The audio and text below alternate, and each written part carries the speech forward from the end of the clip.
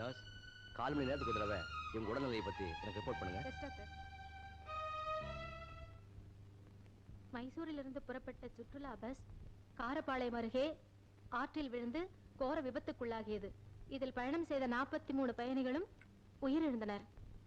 தம்பி, இந்த செய்தி படிச்சியாப்பா? படிச்சம்மா. நான் ஆத்தங்கரையில் பெயிண்ட் பண்ணிட்டு இருந்தப்போ ஒரு பொண்ணோட உடல் ஆத்துல மிதந்துட்டு இருந்தது. ஓடி போய் அவளுக்கு உயிர் இருக்கான்னு பார்த்தேன். லேசா மூச்சு வந்துட்டு இருந்தது.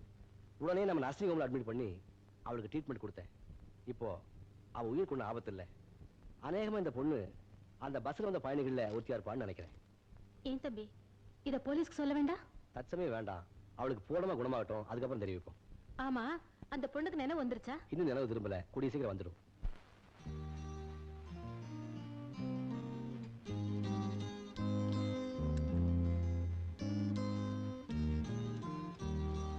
அம்மா, நான் சொன்னேனே அந்த பொண்ணு இவதான். ரொம்ப லட்சணம் அழகா இருக்கா. பாவம், இவளுக்கு இப்படி ஒரு விபத்து ஏற்படணுமா? ஆமா சிவா, இவ இன்னும் எத்தனை நாள் வரைக்கும் ஹாஸ்பிட்டல் இருக்கணும்? குறைஞ்சது 2 வாரமாவது இருக்கணும்னு நினைக்கிறேன். Doctor, ECG report perfectly alright. Very good. Sita, yes doctor. நான் பிரிஸ்கிரைப் பண்ண மெடிசன்ஸ் எல்லாம் கரெக்ட் எடுத்து கொடுங்க.